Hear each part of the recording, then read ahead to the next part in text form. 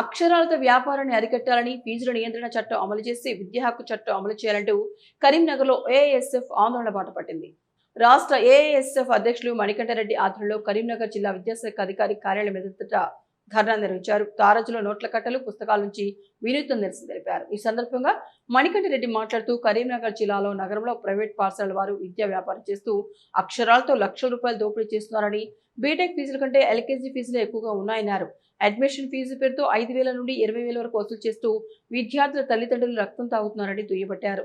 నిబంధనలకు విరుద్ధంగా ఫీజులు వసూలు చేస్తున్న యాజమాన్యాలపై ఐటీ దాడులు నిర్వహించాలని డిమాండ్ చేశారు.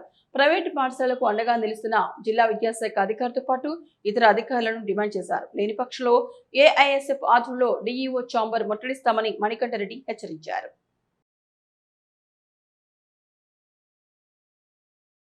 ఏ బడికి పోయేటట్లేదు, ఏం చదివేట బడులన్నీ చూడు విద్యా వ్యాపారం చేస్తున్నాయి. అక్షరాలతో విద్యా వ్యాపారం అంటున్నా, ఏబిసిడీలతో ఎడ్యుకేషన్ బిజినెస్ అంటున్నారు. బడులన్నీ కూడా సిండికేటు అయినాయిరో. కరీంనగర్ నగరంలో నేడు విద్య అనేటువంటిది పూర్తిగా ఒక వ్యాపారమయమైంది. ఇలా అక్షరాలతో వ్యాపారం చేస్తూ ఉన్నారు.